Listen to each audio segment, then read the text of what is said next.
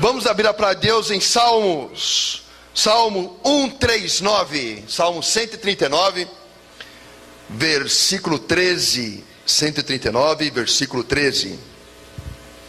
139, versículo 13. Quem achou, diga amém. Glória a Deus. Diz assim a palavra de Deus: Tu criastes o íntimo do meu ser, e me teceste no ventre de minha mãe. Eu te louvo porque me fizeste de modo especial e admirável. Tuas obras são maravilhosas. Digo isso com convicção. Meus ossos não estavam escondidos de ti, quando em secreto fui formado e entretecido como nas profundezas da terra. Os teus olhos viram o meu embrião.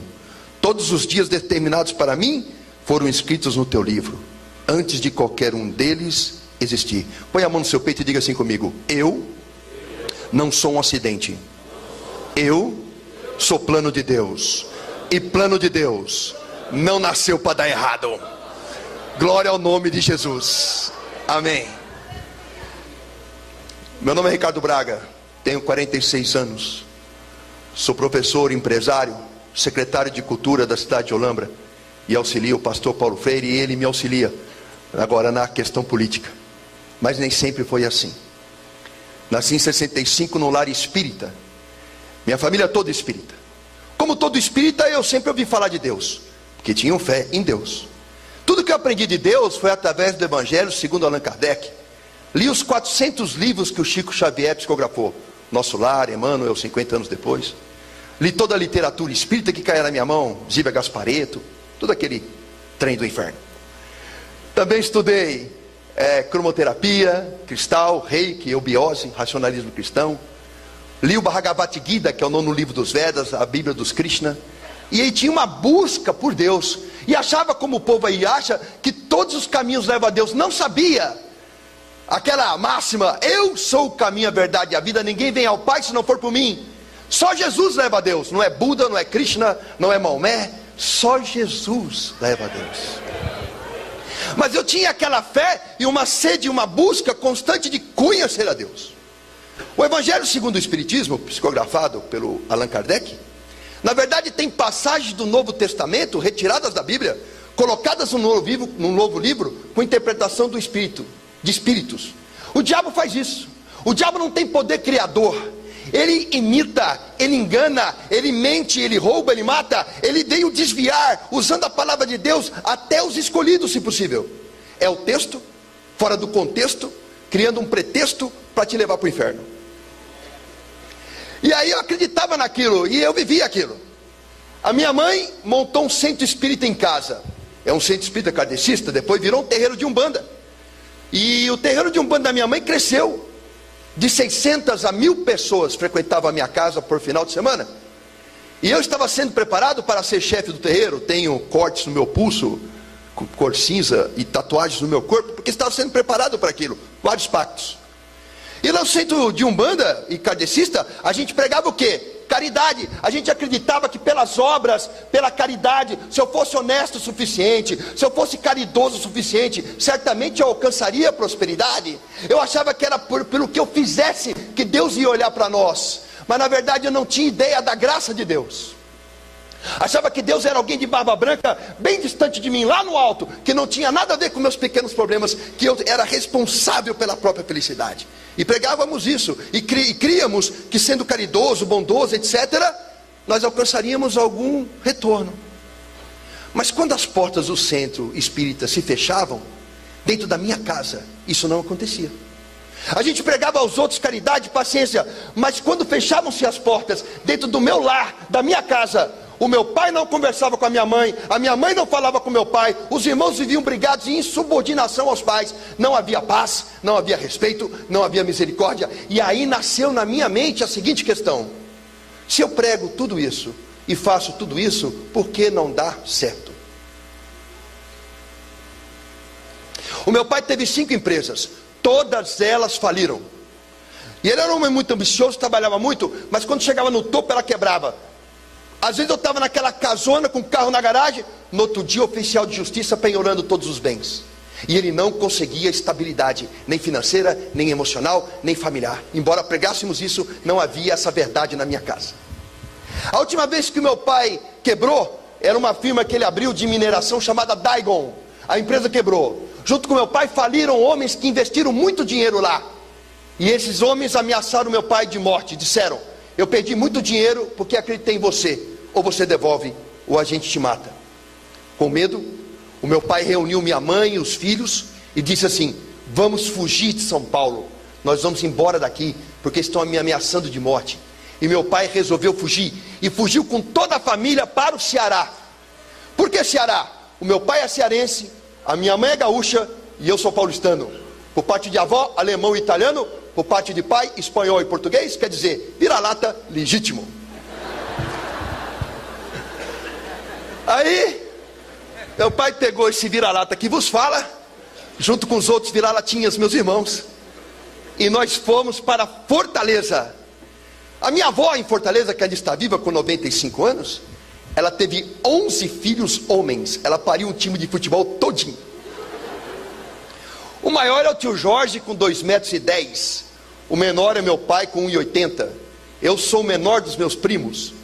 E meu pai achou que indo para Fortaleza, tendo ele muitos irmãos, 10 irmãos, ele iria ser recebido e os irmãos dariam uma força e ele ia sair daquela situação de falência. E não foi assim que aconteceu, porque quando nós íamos nas férias, a família toda recebia bem. Olha, vocês vieram, que bom! Mas agora não, estava chegando um homem falido com esposa e filhos. A família recebeu assim: não é que vocês vieram mesmo? Aquela alegria foi trocada por uma preocupação, porque não estava chegando uma família, estava chegando um problema. Após alguns meses morando na casa de minha avó, a minha mãe reuniu eu, meu irmão e minha irmã. Eu com 14, meu irmão com 13, minha irmã com 11 anos na cama, e disse: eu estou me separando do seu pai, não dá mais para viver com ele. Amanhã eu vou juntar minhas coisas, eu vou embora para São Paulo, e lá eu vou arrumar um emprego, vou refazer a vida, e vou trazer vocês para morar comigo. Aguenta um pouco. Assim ela disse, assim ela o fez. No dia seguinte ela juntou as malas, colocou as roupas e foi embora para São Paulo, deixando eu, meu irmão, minha irmã com meu pai, que já era um homem intratável, e agora ele ficou insuportável.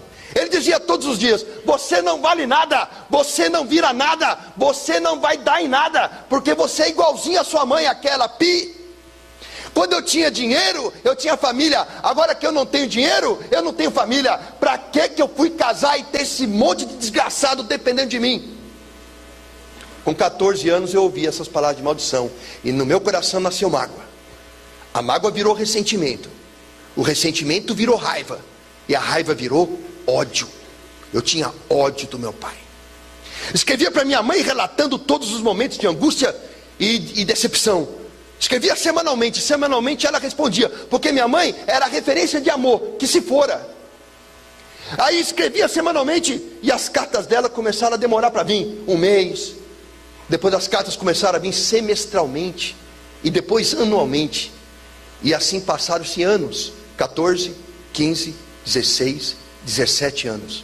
A minha mãe nos abandonou e não cumpriu a promessa de nos levar embora. Então eu pensei em cometer suicídio. Fui para o quintal da minha casa, desesperado, não aguentando mais aquela pressão, humilhação constante diária, e eu bebi veneno de planta.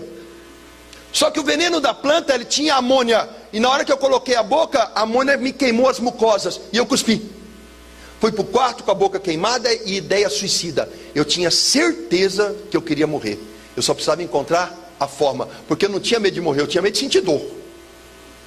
Cheguei no meu quarto com pensamento suicida, sentado na cama, desejo de morte bem arraigado no coração. Aleatoriamente, sem querer, eu olhei para a parede e vi o mapa do Brasil da revista Quatro Rodas. Chamou minha atenção que do mapa saltava uma linha vermelha. Eu não sei porquê, eu fui lá perto ver que linha era aquela. Estava escrito lá, BR-116. Ela vem do Piauí, passa pelo Ceará, atravessa o país inteiro, passa por São Paulo e Rio Grande do Sul. E naquele momento que eu vi aquela estrada tão comprida, me veio um pensamento na mente: talvez a minha mãe não tenha me abandonado, Talvez ela esteja passando por algum problema e ela não quer me contar para não pesar ainda mais a minha situação.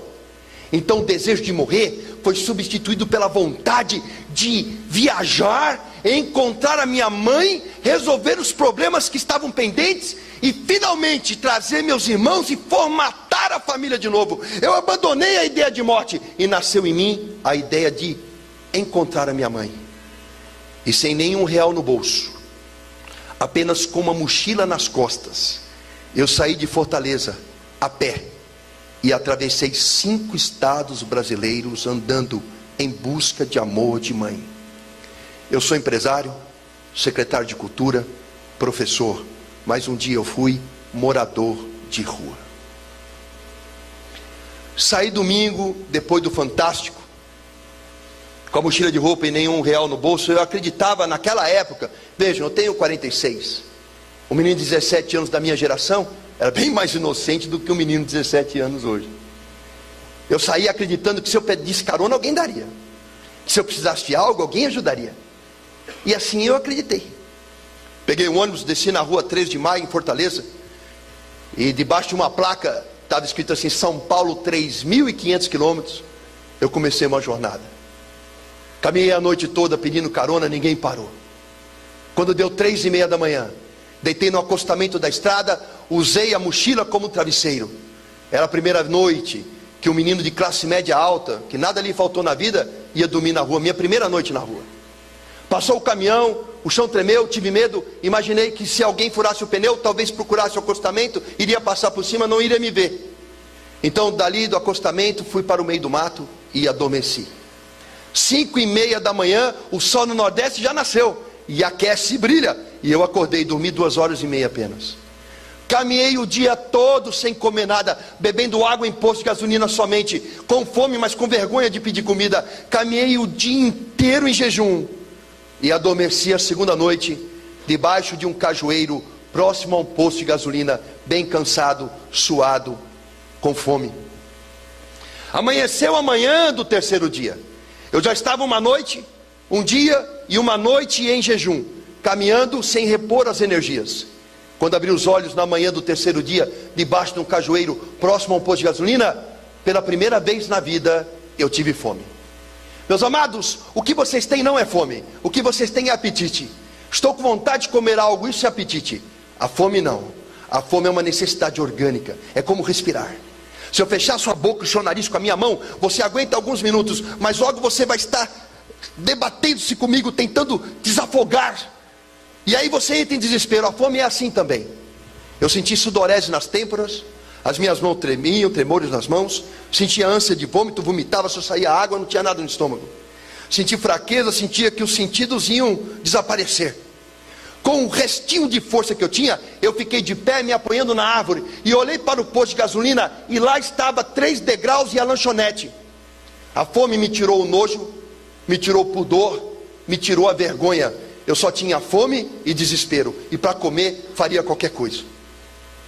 Caminhei sentindo que ia perder os sentidos até aquela lanchonete, subi os 3 degraus com muita dificuldade, apoiando-me no balcão onde haviam caminhoneiros tomando café da manhã. Aquele cheiro de café fresco, aquele cheiro de pão com manteiga na chapa, me avolumou a sensação de fome. Então o moço veio em minha direção e eu disse: moço, estou faminto, estou com muita fome, eu venho de muito longe, eu estou para desmaiar na sua frente, o senhor tem alguma coisa para eu comer? Ele gritou comigo dizendo: essa hora, mal abri já tem gente pedindo, é o dia todinho, gente pedindo. Oh meu querido, abri agora, estou atendendo esse povo, volta outra hora. Quem tem fome, meus amados, não tem outra hora para voltar. Caminhei apoiando-me na parede com a minha mão, sentindo que ia desfalecer. Quando a parede acabou, tinha uma calçada estreita, acompanhando todo aquele corredor do posto, aquela parede comprida, e no meio da calçada, um latão de lixo. De lá saiu o cozinheiro cheio de pratos com resto de comida, provavelmente da janta da noite anterior. E ele jogou aquela comida no lixo. Caminhei até o lixo, fiz uma concha com a minha camiseta, disputando comida com baratas e formigas. Eu enchi minha camiseta de arroz, de bisteca de porco parcialmente mastigada e tudo que eu encontrei. Dei 6 passos para fora daquela lata de lixo. Sentado no chão de terra, eu, pela primeira vez na vida, um menino de classe média alta, estava revirando lixo para almoçar. Eu comi pouco, porque o meu estômago estava muito pequeno, muito tempo em jejum. O pouquinho que eu comi já deu uma sensação de saciedade. Tive um sono incontrolável. Deitei do lado e dormi por 6 horas consecutivas no chão. Quando eu abri os olhos e acordei, sem que eu fizesse força, de forma inesperada, eu comecei a lembrar das vezes na minha vida em que eu tive alimento e eu nunca agradeci. Lembrei de uma vez que eu cortei um mamão papaya e ele estava machucado e eu gritei com a minha mãe. Eu disse: mãe, você não compra uma fruta que presta, todas as frutas que você compra estão estragadas. Lembrei uma vez que eu fui comer um arroz e eu gritei com a minha mãe. Falei: mãe, esse arroz é de ontem, não dá para fazer um arroz novo, tem que comer essa porcaria. E eu comecei a chorar, não porque eu havia comido lixo. Eu comecei a chorar porque eu me vi pela primeira vez. E quem eu vi, eu não gostei. Eu me reconheci mimado, arrogante, ingrato. E chorava de vergonha de mim mesmo. E assim, nós muitas vezes almoçamos, jantamos, damos graças a Deus naquele dia, mas nós devemos, naquele alimento antes de comer, mas nós devemos dar graças a Deus por todo o alimento que nós colocamos na boca. Precisou que eu revirasse uma lata de lixo para entender essa verdade. Muitas coisas aconteceram e o tempo é curto, então vou me prender a 3 coisas. Caminhei muitos dias e muito longe, e dias sem tomar banho, dias e dias sem escovar os dentes. A cada dia que eu passava, eu ia me transformando num morador de rua, cada vez mais sujo. E aí o que acontecia? Ia enfraquecendo. A perna inchava, o tornozelo inchava, o joelho inchava. Cada picada de inseto, cada arranhão de árvore infeccionava. E emagrecendo, perdendo peso rapidamente. Nesse estado de coisas, quando eu parava para descansar, nem que fosse 5 minutos, para ficar de pé tinha um ritual. Eu tinha que ficar de 4, de joelho, me apoiar em alguma coisa, levantava com dores, pernas trêmulas, andava mecanicamente até que a musculatura aquecia. Então eu engretava uma marcha automática. Assim eu cheguei no estado da Bahia. E o norte da Bahia, extremamente pobre. Até aquele dia eu encontrava posto de gasolina para pedir comida, ou revirar uma lata de lixo, ou beber água numa torneira. Mas no norte da Bahia, um posto de gasolina era muito distante do outro. 47 graus de temperatura, você via aquele asfalto, aquela fumaça sair do asfalto, transformando a paisagem quase numa miragem. Um calor insuportável, o pé cozinhando no tênis, eu querendo água para beber, e um posto de gasolina muito distante do outro. Seguia aquele asfalto preto, eu subia aquelas colinas, e eu falava: no alto dessa colina eu vou ver um posto, pelo menos para matar minha sede. Mas quando eu chegava lá em cima, eu só via mais asfalto, asfalto, asfalto. Achando que eu ia desfalecer, caminhando ouvindo apenas o som dos meus passos, ouvi um forró, uma música. E eu pensei: tem música, tem gente. Saí da estrada em direção à música. Caminhei numa bicada no meio do sertão. E lá na frente encontrei uma chácara linda, maravilhosa. Haviam vários carros novos ali. Havia um cheiro de churrasco no ar. Estava havendo uma festa. Cheguei no portão daquela casa, chique, com carro chique. Uma festa cheia de gente. Bati palma, toquei campainha. Uma senhora apareceu. E eu disse: minha senhora, eu venho de muito longe. Estou com muita sede, muita fome. A senhora tem alguma coisa para eu comer e beber? Ela estava segurando um churrasco com uma mão, bebida na outra, e disse: ô meu filho, eu estou dando uma festa, passa outra hora. Dali eu me afastei do portão, dei uns 6 passos para frente e decidi: não, eu vou insistir. Voltei, toquei a campainha, bati palma. Ela olhou para mim, viu que era eu, retornou seu corpo, soltou os cães que vieram latindo ao portão. Fiquei tão desnorteado com aquela situação, que ao invés de retornar pelo caminho da onde eu vim, eu virei à direita e caminhei a esmo, desnorteado. Lá na frente, encontrei uma casa paupérrima, do lado de um cajueiro, uma casa de pau a pique, pau trançado, com barro pisado na parede, um balanço de pneu, 4 crianças seminuas brincavam ali, debaixo daquela única árvore. Uma casa paupérrima. Parei na porta daquela casa, que era menor do que eu, e abri em 2, bati palma. Lá dentro apareceu uma senhora, pequenininha, acho que não tinha nem 1,5 m, vestidinho de alça, pés no chão, pano amarrado no cabelo. O rosto dela tinha rugas profundas, como se fosse um papel amassado. Ela tinha a boca desfalcada de dentes, poucos dentes na boca. E ela disse: fala, moço. Eu disse: a senhora tem alguma coisa para eu comer e para beber? Eu venho de muito longe, estou com muita fome e muita sede. Para falar a verdade, eu estou para desmaiar na sua porta. Ela falou: entra. Eu passei por uma sala que não tinha piso, era só barro pisado. Na sala também não tinha móveis, uma cadeira sequer não tinha, apenas redes enroladas e penduradas na parede. Passei pelo único quarto da casa cuja parede não chegava ao teto, que era feito de palha de carnaúba, nem telha tinha. A porta do quarto era uma cortina que corria num barbante. Cheguei à cozinha, onde tinha um único móvel, uma mesa de madeira e 2 bancos tipo de igreja sem encosto. Um fogão a lenha, uma prateleira, única prateleira, com 4 cabaças ali. Essa mulher com alegria, diga comigo, alegria. Ela colocou um prato de aço esmaltado, gasto na minha frente. Me deu uma colher de alumínio na minha mão direita. Ela pegou uma caneca de alumínio amassada, fez um tibum numa água barrenta e salobra, a única água que ela tinha, e deu para eu beber.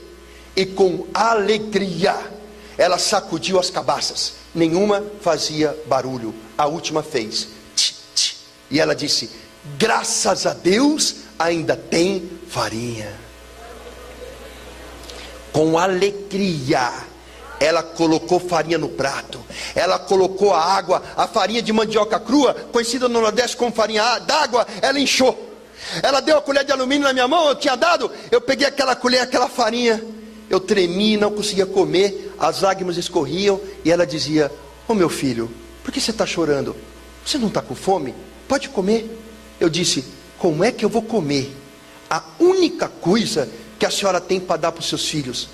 Ela sorriu com um olhar de ternura que eu nunca vou esquecer, com aquela boca faltando dentes, o sorriso mais lindo que eu já vi na minha vida. E ela disse: pode comer, porque na minha casa filho de Deus nenhum passa fome. Amanhã Jesus dá mais. Até aquele dia eu tinha ouvido falar de fé, mas eu nunca tinha visto fé. Hebreus 11 diz que fé é a certeza das coisas que não se veem, a certeza das coisas que se esperam. Obrigado, querido. Isso é fé. Até aquele dia eu tinha ouvido falar de fé, alguém que tem fé, mas eu nunca tinha visto alguém viver a fé. Aquela mulher tinha todas as razões para olhar para as circunstâncias e desanimar. Ela tinha o rosto envelhecido, ela não tinha beleza na sua boca. Ela tinha 4 crianças famintas e seminuas. Ela tinha uma casa paupérrima, construída, quiçá, com a força das suas próprias mãos.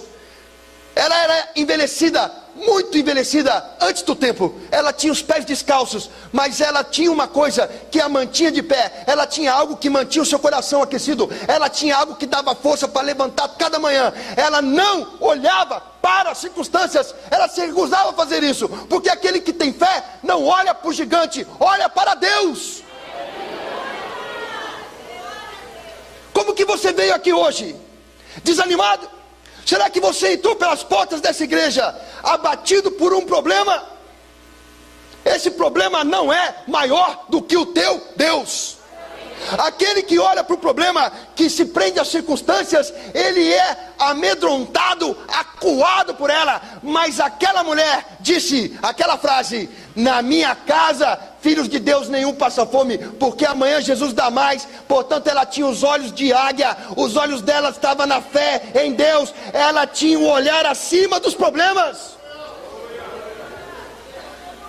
E da onde vinha aquela ternura no olho? Da onde vinha aquele sorriso, aquela alegria genuína? Da fé e do Espírito que habitava no corpo dela, aquecendo o seu coração, tirando os olhos dela da circunstância, dizendo: filha, viva pela fé, viva pela fé. Em nome de Jesus. Peguei minha mochila, comi, peguei minha mochila, dei a ela, disse: nenhuma dessas roupas te serve, essa mochila não serve para a senhora, mas a senhora aceita, é a única coisa que eu tenho, a senhora pode vender, pode trocar, faça o que a senhora quiser. Ela aceitou. Saí daquela casa, só com a camiseta, shorts, um tênis que já quase não existia, e voltei para a estrada alimentado. Caminhei muitos quilômetros, passei por muitos lugares. Quando chegou no estado de Minas Gerais, era julho e fazia frio. Numa alta madrugada, a neblina na estrada, uma garoa fina, o frio nos ossos. Eu vi ali uma luz de posto de gasolina neon difusa na neblina. E eu pensei, eu preciso encontrar um lugar para dormir essa noite, porque o frio vai me matar. Caminhei apressado até aquele posto, a chuva engrossou um pouquinho, todo molhado. Eu deitei do lado de uma bomba de combustível, recolhendo meus braços para dentro da camiseta. Quando lá de trás, sem que eu percebesse, veio o vigia do posto e me chutou as costas gritando: pingaiada! Isso é hora de um pinguço vir dormir aqui no posto. Eu não sei se você já tomou um chute nas costas, uma bolada ou caiu. O fato é que quando a gente leva uma pancada nas costas, o ar nos falta, nós não conseguimos respirar. Eu não conseguia responder nada a ele. E ele dizia: olha aí, não consegue nem ficar de pé, não consegue falar, está bêbado. E pisou na minha cabeça, pisou nas minhas costas, chutou minhas costelas. E eu saí com a cara no chão, me arrastando para fugir daquela surra, até depois da marquise do posto, quando ele parou de me bater porque a chuva havia engrossado. Com o rosto em lama, fui até um pneu de um caminhão, com dores, fome, frio, fiquei de pé. Dei a volta pelo posto de gasolina, lá atrás pelo meio do mato.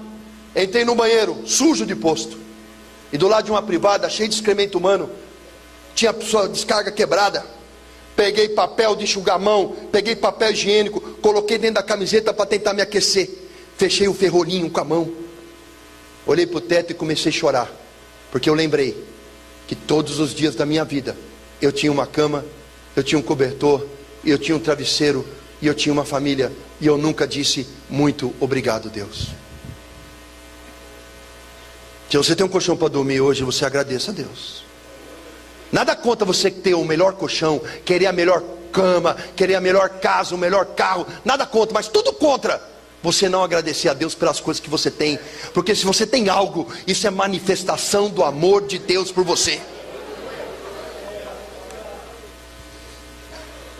E eu chorei muito, porque lembrei das coisas que eu tinha no passado e nunca valorizei. Saí daquele posto de gasolina na manhã e caminhei muito doído, cheio de manchas, muitos quilômetros, até que eu cheguei na cidade de Peixe Gordo, no Rio de Janeiro. Havia na beira da estrada, era noite, uma casa de prostituição, luz vermelha, vários caminhoneiros parados à porta daquela casa, forró, e uma prostituta sentada do lado de fora num banco com um copo de café na mão.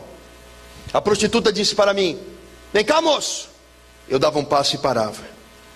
Vem cá, moço. Eu dava um passo e parava. Naquela hora eu percebi que o deserto pelo qual eu estava atravessando havia me transformado em outra pessoa. Talvez você tenha chegado nessa igreja atravessando um deserto da separação, da traição, da falta de recurso, da dívida. Talvez você tenha chegado aqui atravessando o deserto do medo, da depressão, da ansiedade, da angústia, da falta de fé. Não sei por qual deserto você atravessa. Eu sei de uma coisa: o deserto não é só um lugar sem esperança, sem água e sem comida. O deserto também, ele tem a capacidade de roubar de você a identidade. Na Bíblia tem um caso assim. O rei Davi disse: alguém da casa de Saul que eu ainda posso abençoar? Disseram: ah, sim, um príncipe no deserto. O nome dele é Mefibosete, coxo de ambos os pés. O rei Davi mandou buscar Mefibosete. Quando Mefibosete chega à presença do rei Davi, ele diz: quem sou eu, um cão morto, para que tu te lembres de mim? Ele era um príncipe, ele estava no deserto, mas ele não se via como tal, ele se via como um cão morto, porque o deserto lhe roubou a identidade. Talvez o deserto pelo qual você atravessa esteja lhe roubando a identidade. Talvez o diabo esteja mentindo para você, dizendo que você nasceu para dar errado, que nada que você faz prospera. Talvez o diabo esteja mentindo, tentando tirar de você a identidade de príncipe. Quanto vale essa nota? Quanto vale essa nota? Quanto? E agora, quanto vale essa nota? Quanto? Quanto vale essa nota agora? R$100? O deserto faz isso. Ele te amassa, ele te suja, ele te pisa. Mas assim como essa nota para Deus, você não perde valor.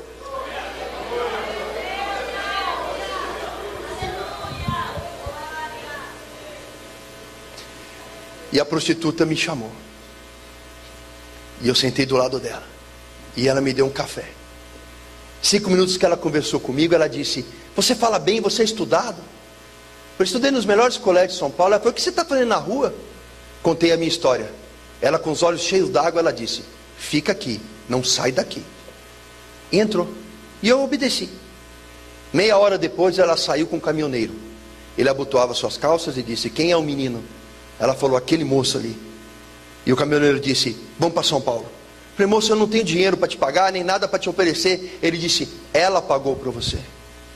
Uma prostituta deu a única coisa que ela tinha, o próprio corpo, para que eu, um desconhecido, tivesse a chance de reencontrar minha mãe. O nome disso é amor. Tem uma prostituta na família de Jesus. O nome dela é Raabe. Tem uma estrangeira na família de Jesus. O nome dela é Ruth. Tem um assassino e adúltero na família de Jesus. O nome dele é Rei Davi. Porque o meu Jesus não faz escolha de pessoas. Nós fazemos, ele não. Aqueles que vivem uma religião são como mestres e fariseus. Eles conhecem a palavra de cabo a rabo, mas não conhecem o Espírito Santo. Eles vivem pela lei e não conhecem a graça. Eles vivem pela ditadura das regras, mas não conhecem o amor. Então eles apontam para o irmão da igreja e dizem: olha aquele lá, se desviou, eu sabia que isso ia acontecer. E julgam a pessoa e afastam mais ela ainda por desamor. Mas aquele que é movido pelo Espírito Santo olha para a pessoa e diz: Jesus não desistiu de você. A Bíblia tem um exemplo assim. 2 pessoas traíram Jesus. 2 pessoas. Uma foi Pedro, traiu ele 3 vezes. E diz a palavra de Deus que quando Jesus estava cuspido, apanhando, sendo socado e julgado por crimes que ele nunca cometeu, Pedro negou ele pela 3ª vez. E diz a palavra de Deus que Jesus olhou para Pedro, e Pedro saiu e chorou amargamente. Judas também traiu Jesus, mas ao invés de procurar Jesus, Judas foi aos fariseus, deu a moeda para o fariseu e disse: olha, eu me arrependi. O fariseu olhou para Judas e falou: você é culpado de um sangue de um inocente. Judas saiu de lá e se enforcou. O olhar de Jesus salvou Pedro. O olhar do fariseu matou Judas. O olhar de Jesus provocou em Pedro arrependimento, e arrependimento admite perdão. O olhar do fariseu a Judas provocou remorso. O remorso vem carregado de culpa, e a culpa leva à morte.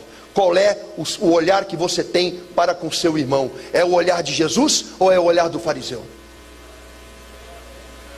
Se você olhar para o seu irmão com religiosidade, você olha com o olhar de fariseu e leva ele à morte. Morte espiritual, morte material. Mas se você olhar com o olhar de Jesus, esse filho pródigo retornará à casa do Pai, em nome de Jesus. Na boleia de um caminhão, saí do Rio de Janeiro e cheguei no Museu do Ipiranga, no bairro do Ipiranga, em São Paulo. Cheio de alegria, porque eu tinha 17 anos, e com 17 anos, cheio de problemas, eu consegui chegar. E era uma sensação de vitória, porque eu ia em busca de amor de mãe. Cheguei na alta madrugada, tinha lá um cidadão na calçada, eu cerquei, ele desviava. Eu disse: moço, calma, eu só quero uma informação. Ele disse: qual é a informação? Eu falei: onde fica o Minhocão? General Olímpio da Silveira, Avenida São João. Ele falou: você está tão longe. Eu falei: o senhor não sabe onde é que eu venho. E assim, de pergunta em pergunta, cheguei no Minhocão, caminhei até o fim dele.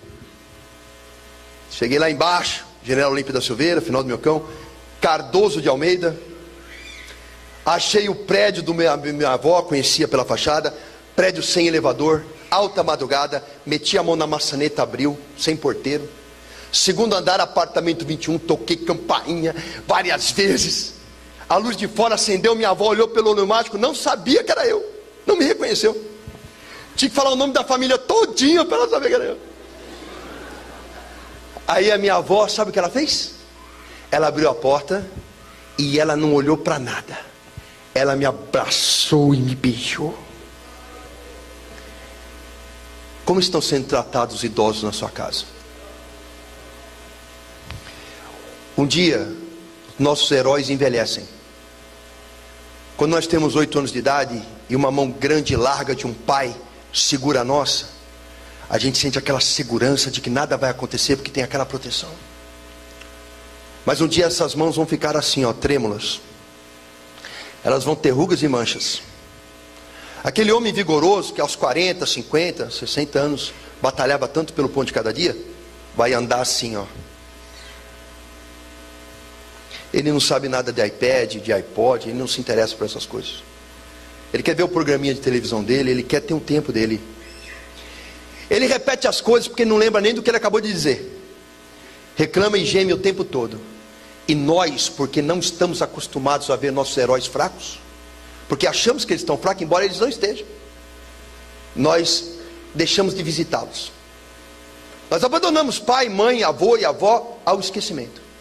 Quando alguém lembra do idoso na casa, é no dia de festa, vai lá, pega ele, leva, põe ele no canto da mesa e ninguém conversa com ele, afinal de contas fala devagar, repete, tem assunto que não me interessa. Alguém lembra, fala lá, avó, o que você comeu? Você quer um prato de comida? Alguém faz um prato de comida, dá para a avó, e a avó fica contemplando 4, 5 gerações que vieram dela. A coluna da casa está abandonada no seio da família. Mas se algum dia acontecer com você de você perder tudo, de você ficar sujo, doente, miserável, é naquele corpo alquebrado e dolorido, naquelas mãos trêmulas que abrigam o mesmo espírito que te pegou no colo no primeiro dia de vida, que você vai encontrar a força e o amor para ficar de pé. Porque minha avó não olhou para a minha sujeira, minha avó não olhou para a minha miséria, minha avó não olhou para os meus problemas, a minha avó só me abraçou e beijou. Como estão sendo tratados os idosos na sua casa? Eles merecem um lugar de honra, e não é uma opção, é uma ordem.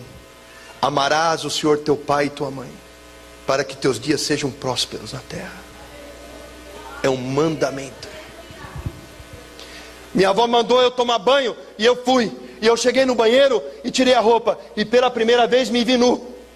Não enxergava a cor da minha pele, eram placas e placas de fuligem, de gordura. Olhava para o meu cabelo empastado, comprido. Gustavo, olhava lá, meu cabelo empastado e comprido. Olhei meus dentes no espelho, eu não enxergava a divisão entre eles, passava a língua, era uma crosta. Fui fazer xixi, saiu sangue. Abri o chuveiro, aquela água quente, o primeiro banho quente, aquela água quente caía, ela não me esquentava só a pele, mas me esquentava os ossos, fazia o sabonete no corpo, fazia pouca espuma, tamanha era a sujeira, o mesmo com o shampoo, saía aquela água preta pelo ralo. Eu apoiei as mãos na parede e chorei, porque todos os dias da minha vida eu tive um banho quente, e eu nunca disse muito obrigado, nunca. Saí do banheiro com o pijama emprestado do vô, fui até a cozinha, era alta madrugada, minha avó não fazia comida há muito tempo, ela comia de marmita do restaurante, e ela fez o quê? Umas torradas com queijo, e orégano, e azeite, e fez um todão quente. Eu comi aquela torrada e aquele tote, comi pouco, porque o estômago estava apertado, mas nunca na minha vida eu comi comida tão gostosa. Sabe, meus amados, eu como com empresários, nos melhores restaurantes. Muitas vezes eu estou em Brasília, várias vezes ao lado do pastor Paulo. E quando eu saio com deputados para almoçar, às vezes em restaurantes chiques, eu como comidas caras e finas. Mas nunca na minha vida eu comi, nem vou comer nada mais gostoso que aquela torradinha, aquele todão. Porque não era só uma comida limpa, era uma comida cheia de amor de vó. Amor de vó. O lar, para mim tem um sinônimo. Lá para mim é a mesma coisa que útero.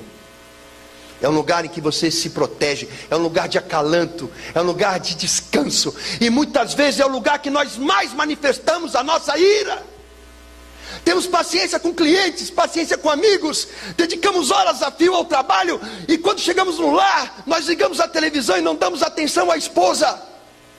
Nós não olhamos um filho que cresce, porque nossos olhos estão sedentos de uma novela, e nós não olhamos para o lado. Nós não vemos que nós estamos num lugar sagrado, uma família que foi constituída por Deus e que está sob a égide, a bênção dele. E nós lá descarregamos o nosso ódio, o nosso cansaço, maldizemos os que nos querem bem. Nós estamos rasgando o útero para ficar desprotegidos. Essa é a verdade. Essa noite você vai sair daqui pedindo perdão para sua esposa, para o seu esposo, para o seu filho, porque Deus tem uma obra para fazer na sua casa. E aí minha avó colocou um colchão no chão fino, e eu deitei naquele colchão, muito tempo dormindo no chão, em cima de pedra. Quando eu deitei naquele colchãozinho fino, parecia que meu corpo não parava mais de afundar. Olhei para o teto e pensei, hoje não chove na minha cabeça. Dormi profundamente, seguro. Quando abri os olhos de manhã, minha mãe estava sentada no sofá, olhando para mim. Pulei nela, abracei, agarrei, beijei, quase sufoquei. Choramos juntos, soluçamos juntos. E ela disse, meu filho, por que você fez essa loucura? Falei, mãe, não sei qual é o problema que você está passando, mas eu vim resolver. Me põe no médico, me ajuda a ficar forte, eu vou juntar com a senhora, nem que eu tenha que vender limão no sinal. Nós vamos ganhar dinheiro, nós vamos trazer meus irmãos, fazer a família junta de novo. E ela olhou para mim e falou, filho, não estou passando por problema nenhum não, só que eu casei de novo, e o homem com quem eu casei não quer que você more comigo. Minha mãe estava me rejeitando pela segunda vez, só que essa vez doeu mais, porque eu arrisquei a vida para ouvir que eu não podia ser amado.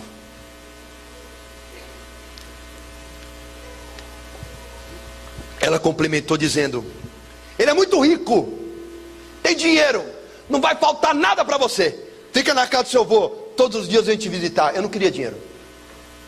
No outro dia eu acordei e falei para o meu avô, vamos lá, eu quero insistir, eu quero conhecer esse homem. Meu avô, não, falei, vamos, e ele levou. Cheguei lá, depois do Brooklyn, depois da estátua do Borba Gato, na Avenida Santa Marta tem uma rua, chamada 9 de Julho, uma rua mesmo. Aí cheguei lá, subi o prédio com meu avô, toquei a campainha, Lineu Spalato abriu a porta. Viu meu avô, deduziu quem eu era, falou, você é o filho da Nilda? Eu falei, sou eu mesmo, o senhor casou com a minha mãe, e eu vim aqui lhe fazer um pedido. O senhor não me conhece, e o senhor não deixou eu morar com a minha mãe, eu vou te fazer um pedido, deixa eu morar um mês com você, se eu atrapalhar, você me manda embora, se eu não atrapalhar, não me tira da minha mãe. Ele disse, não, eu tenho muito dinheiro, fica na casa do seu avô, nada vai te faltar. Rejeitado pelo padrasto, desci com meu avô até a calçada, esperando um táxi, fiquei meditando na vida. Aí eu falei para o vovô, é possível ser feliz? Meu avô falou, é. O que é preciso para ser feliz? Ele falou, um bom diploma, um bom emprego e uma mulher que te ama, você vai ser feliz. Então eu disse, com aquele coração rejeitado, então eu vou me esforçar, vai ser pela força do meu braço, eu vou conseguir essas 3 coisas, e não importa que a minha mãe e meu pai não me queiram, eu vou ser feliz. Meu avô me matriculou no Senac, fiz curso de datilografia e telex. Desculpa, eu sou velho. Que negócio de computador? Tinha negócio. Era datilografia e telex. Eu desmaiava nos cursos lá porque tinha problema de saúde. Tirei os documentos, ia procurar emprego, passava nas provas de matemática, português, de datilografia, mas chegava no exame médico, reprovado. O cara olhava para mim, aquela vareta doente, só faltava ter que tomar banho de pé de pato para não ir embora pelo ralo. Aí um dia, um primo meu, Sérgio Cipolatti Rodrigues de Lima, auditor do Banco Central, estava liquidando o Banco Bandeirantes na Rua Boa Vista, no centro de São Paulo, mandou me chamar. Fui até o banco, lá no topo do banco, a autoridade máxima do banco era meu primo. E ele olhou para mim e falou, você é um valente, você vai ser empregado hoje, vai começar aqui como office boy. Falei, Sérgio, eu não vou passar no exame médico. Ele falou, vai sim, que aqui manda aqui sou eu. Aí eu fui lá, fiz todos os testes, chegou no exame médico, morri de medo. O médico analisou, Na época tinha um tal do Viva Voz. Eu sou velho, né? Viva Voz. Aí ele tocou assim, eu ouvi a voz do meu primo, o médico falando assim: doutor Sérgio, o Ricardo não tem condição de trabalhar. Ele tem infecção urinária, ele tem infecção no rim, ele tem vermes no intestino, ele tem um zoológico no intestino. Ele tem suspeita de diabetes e está muito abaixo do peso, ele não tem condição física. Tirou o dedão, veio a voz do meu primo de lá para cá: ou você contrata ele, ou eu demito você. E assim eu fui contratado. Uma leve pressãozinha. Primeiro dia de serviço, afastado para tratamento médico. Fiquei 6 meses recebendo salário sem trabalhar. Depois de 6 meses, eu voltei para o banco. Estava gordo, estava disposto. Falei: agora vai, quem me segura? Com aquela voz do meu avô: um bom emprego, um bom diploma e uma boa mulher que te ama. Eu vou ser feliz.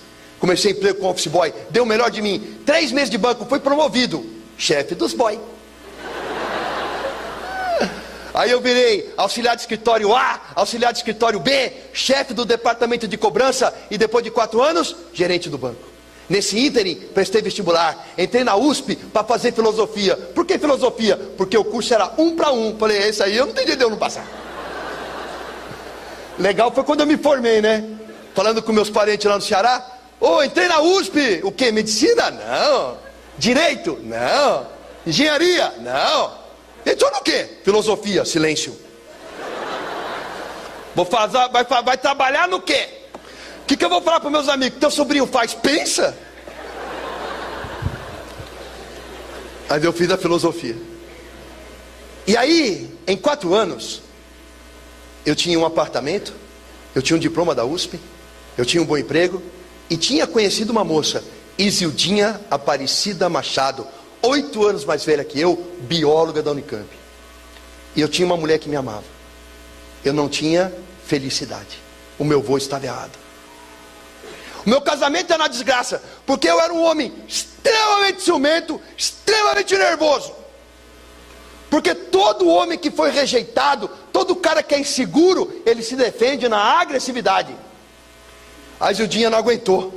Depois de 4 anos de casamento, conseguido as 3 coisas que o meu avô falou, e não sendo feliz, ela desistiu de mim. E ela disse: eu vou me separar de você. Só que está perto do Natal. Vamos esperar o Natal e o Ano Novo, para depois anunciar às famílias que já gostam de ambos, que nós terminamos. Eu com o coração doído pensando: eu não posso perder essa mulher, mas da boca tá fora: já vai tarde. A fila anda.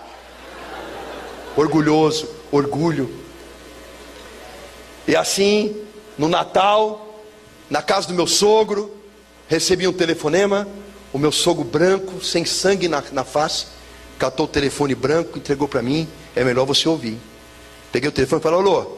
Era o meu tio em Fortaleza dizendo que o meu irmão que ficou lá, Marcelo Lima Braga, havia se suicidado. O meu irmão se enforcou na noite de Natal no quarto do meu pai. Peguei o carro do meu sogro, fui até o aeroporto de Congonhas. Minha mãe já estava me esperando. No avião, indo para Fortaleza, ela dizia assim: quem matou meu filho? Eu falei: mãe, não sei. Morreu de acidente? Foi doença? Eu não tinha coragem de dizer para ela que o filho dela tinha se enforcado. Chegou no aeroporto em Fortaleza, vi a família, eu contei: mãe, o Marcelo tirou a própria vida. Minha mãe deu um grito e caiu no chão. Fomos ao velório. Meu pai veio na minha direção, eu soquei meu pai. Os meus tios pularam em cima de mim. Tio Jorge médico me deu uma injeção, eu apaguei. Quando abri os olhos, eu estava no apartamento onde o meu irmão havia se enforcado. Era madrugada. O meu pai estava encostado na porta, olhando a parede que o meu irmão se enforcou, fumando um cigarro atrás do outro, porque o chão estava cheio de bituca. Eu queria sair daquela cama e jogar meu pai pela janela, porque o ódio que eu tinha dele era um ódio de morte. Não consegui. Quando o dia amanheceu, levantei da cama, o meu pai e eu nos cruzamos no corredor. Eu olhei para o olho dele, vi um homem destruído. Eu apontei o dedo para ele e falei: bem feito. Eu pensei em te matar essa noite, mas eu quero que você morra devagar, de remorso. O meu irmão deixou um menino, Gustavo Ventura Braga, com 2 anos de idade, lá em Fortaleza. Ele morreu e deixou um filho. A minha mãe falou: volta sozinho para São Paulo. Avisa o teu padrasto que eu não vou. O teu irmão deixou um filho que está sem pai. Eu vou cuidar desse menino. E minha mãe ficou em Fortaleza para cuidar do neto. E eu voltei para São Paulo sozinho, novamente separado de minha mãe. Cheguei em São Paulo, casamento terminado, irmão suicida, mãe no Ceará. Desisti de tudo, larguei o emprego. Dividimos o apartamento em dois na venda do divórcio. Peguei todo o dinheiro que tinha e trocava a noite pelo dia. Nas noites de São Paulo, sem trabalhar, vivia de uísque e cerveja nas boates de prostituição. Trocava a noite pelo dia. A minha esperança era que alguém, numa briga de bar, desse uma facada em mim, desse um tiro em mim. E assim passaram anos, 2, 3 anos, até que um dia no Bexiga, no Café Piu Piu, tomando cerveja num bar, uma namorada minha da época, Mariana Melilo Sauer, médica infectologista do Hospital do Servidor Público, na época estudante de medicina, fazia medicina na Fundação ABC. Ela chegou até meu ouvido e disse: seu pai infartou, morreu. Eu levantei um brinde na mesa com um copo de cerveja na mão e disse: vamos brindar. Todo mundo brindou comigo. Estamos brindando a quê? Eu falei: a morte de um desgraçado. Esse era o meu coração. Resolvi abandonar tudo, largar São Paulo, largar tudo, largar a namorada também. Porque quem está no mundo pensa assim: está com problema no casamento? Troca de mulher. Está com problema no emprego? Arruma 10 empregos. Ora, se o problema está dentro de você, para onde você for, você leva consigo. Problemas não servem para você fugir dele, servem para você enfrentá-los. Prestei vestibular, porque eu tinha uma boa base de estudo. Entrei na Unicamp no curso de biologia, sem um tostão, quebrado, destruído, acreditando que eu devia morrer. Fui morar na moradia de estudante, que é de graça. Peguei a bolsa do Vale Alimentação, que a Unicamp dá para quem não tem dinheiro para comprar comida, para comer no bandejão. Peguei uma bolsa de emprego, para ganhar um salário mínimo, trabalhando por semana na Unicamp. Fazendo biologia, com 6 meses de curso, arrumei emprego de professor no COC. Professor estagiário. Passei 6 meses dando aula, os alunos fizeram abaixinado para me contratar como professor definitivo. Virei professor de cursinho. Salário, 14 mil reais por mês. Dando aula onde? Campinas, Franca, Ribeirão, Vinhedo. Total de alunos que eu dava aula por ano, 5 mil. Entrava em sala de aula com 300 alunos para dar aula. Fiquei famoso. Os alunos adoram o professor, exaltam o professor. Eu tinha um belo do salário, aluguei uma bela casa, comprei um belo carro, ia viajar, gastava 6 mil reais por mês em uísque. Saía com todas as alunas que me dessem mole. E são muitas. Porque a aluna dá mole para professor, pode ser bonito, feio, baixo, alto, não se interessa.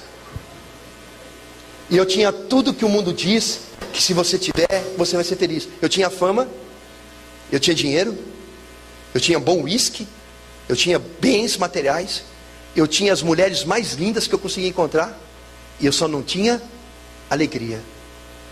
O mundo mente aí fora para o povo, dizendo: se conseguir as coisas vai ser feliz. Só quem é capaz de curar um coração e preencher um espaço é Jesus. E assim a minha vida começou a ser transformada. Porque num dia na Unicamp, bêbado, com os pés em cima de uma caixa de cerveja, de calção sem camisa, com as minhas tatuagens expostas, numa mesa cheia de médicos e biólogos, passa uma crente, uma filha de Deus Altíssimo, uma evangélica que veio do encontro com o Senhor Jesus. Ela não tinha uma Bíblia debaixo do braço, ela não pregou a palavra para mim, ela só passou. E ela estava tão cheia do Espírito, que quando ela olhou para mim, o meu olhar cruzou com o dela segundos. E eu vi naquela mulher algo diferente, uma paz, uma alegria, uma coisa que eu não conseguia definir. E parecia que ela não pisava no chão, mas ela andava em nuvens. E eu perguntei ao povo que estava na mesa: quem é essa moça? Disseram-me: é Elaine Peters. Mas ela estuda biologia? Sim, ela está aqui. Mas como é que eu nunca vi ela? Não, ela não vai para balada nenhuma, ela é crente. E eu olhei assim e pensei: como uma pessoa que estuda biologia na Unicamp pode ser crente? Crente é coisa para ignorante. Eu li a Bíblia já, eu li a Bíblia. Acreditar que o mar se abre, que o sol para, que o machado flutua e que o sujeito fica 3 dias dentro de um peixe é coisa para louco. Isso é alegoria. Ela não pode ser crente. Mas na verdade eu estava incomodado com o que ela tinha no olhar. Levantei daquela mesa, eu falei, eu vou falar com essa mulher de Bíblia, eu vou dar um nó na cabeça dela, porque eu estudei Aristóteles, Heráclito, Platão, Dionísio, estudei Jean Paul Sartre, estudei Simone de Beauvoir, Nietzsche, Freud, Karl Marx, eu li o Capital. Eu falei, eu vou pegar essa mulher, mas eu vou dar um nó na cabeça dessa crente. Vou lá, cheio de cerveja, cheguei do lado da crente, Helene, ela cheia do Espírito, e eu cheio de cerveja. Adivinha quem ganhou? Aí eu cheguei, Helene, você chama Helene, né? Pô, chama Cepacol. Meu apelido é Cepacol, por causa do meu queixo. Aquele boneco do Cepacol que ajuda. Alguns alunos me chamam de Buzz Lightyear do Toy Story, e outros do Senhor Incrível agora, né? Aí eu cheguei para Helene e falei, Helene, criticando. Falei, você é crente? Ela deu 3 pulinhos pro lado e falou, graças a Deus. Eu não falei nada, mas eu pensei, crente e louca. Eu falei, Helene, eu quero conversar sobre a Bíblia. Eu já li a Bíblia todinha. Eu vou não conversar com você não, você está bêbado. Quando é que nós vamos conversar? Outro dia nós conversamos. Passou uma semana, a Helene não saía do meu pensamento, é Deus trabalhando. Aí encontrei com ela na Unicamp e corri. Helene, vamos falar da Bíblia hoje? Ela falou, não, você está bêbado. Quando você estiver bom a gente conversa. Eu falei, filha, eu estou bêbado todo dia, eu não vou acordar. Ela falou, eu estou orando e Deus vai preparar o momento. E preparou. Uma semana depois, andando em Barão Geraldo, eu vi um restaurante por quilo, tive vontade de entrar e entrei. Nunca tinha entrado lá. A Helene estava comendo. Ela olhou para mim, ela fez aquela cara de não, o mala, né? Eu fui lá, sentei na frente dela, falei, Helene, não bebi nada. Vamos falar da Bíblia. Ela falou, quer conhecer Jesus? Eu falei, Jesus? O da cruz? Conheço, todo mundo conhece. O da cruz? Eu falei, não, você não conhece. Você conhece o Jesus da cruz, eu conheço o Jesus que está vivo. Quer ir na igreja comigo domingo? Depois da igreja a gente conversa. Eu pensei, já fui em centro de Umbanda, Kimbanda, Candomblé, já fui em Hare Krishna, igreja evangélica? É mole. Falei, eu vou. Ela falou, você vai mesmo? Falei, vou, domingo na minha casa. Falei, tudo bem. Eu fui, eu não sabia, mas ela ligou lá para a mãe dela, pastora Miriam Peters, a esposa do pastor Hans Peters, físico da Universidade Federal do Paraná. A pastora pegou o avião de Curitiba para Campinas. Ela e a Helene dobraram o joelho, jejuaram e oraram pela minha vida e eu não sabia. Domingo eu fui para a igreja de camiseta, regata e moto. Eu tinha carro, mas fui de moto. Eu pensei, a Helene é bonita, a gente vai para a igreja, ela vai, gadio.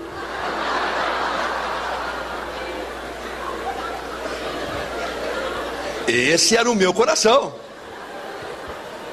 Aí quando cheguei na casa da Helene, toquei a campainha, quem apareceu lá? A Helene? Não, a mãe dela. Pastora. Ela correu no corredor, me abraçou, me apertou, chorando, e disse no meu ouvido, Jesus te ama e eu também.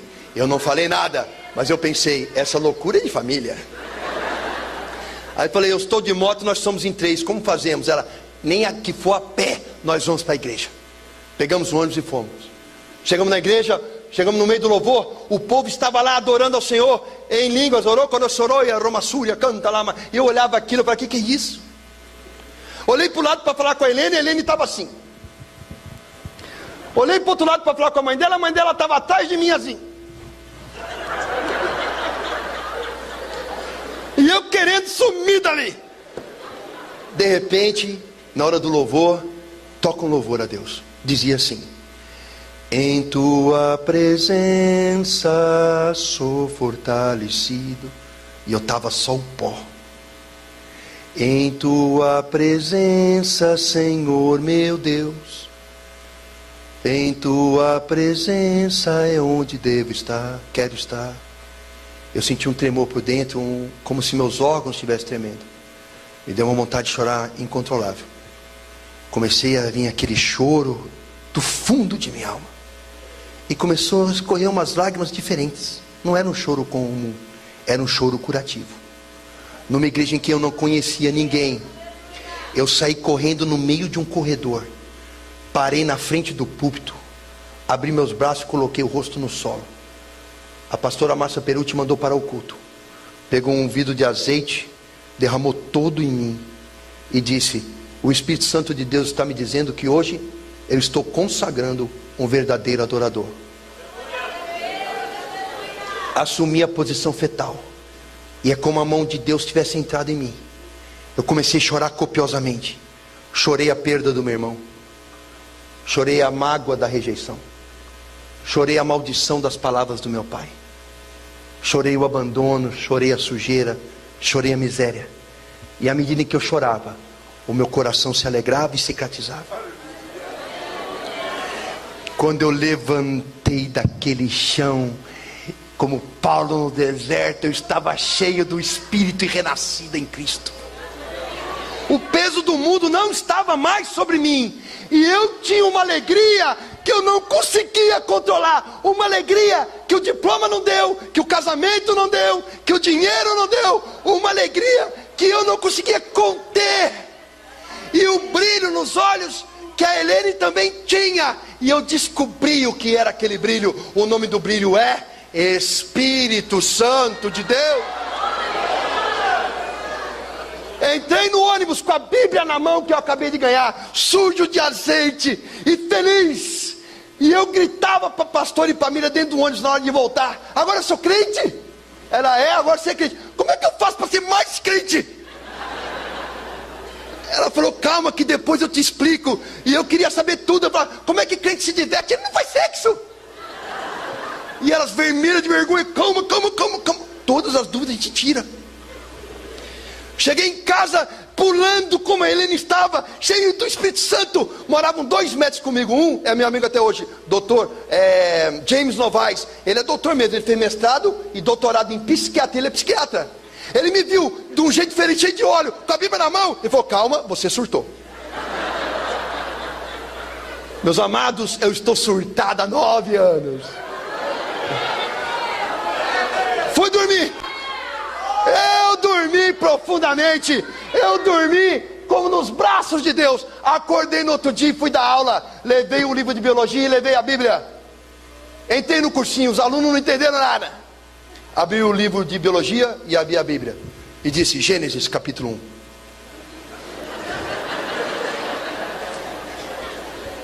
E a terra é vazia e sem forma. Biologia.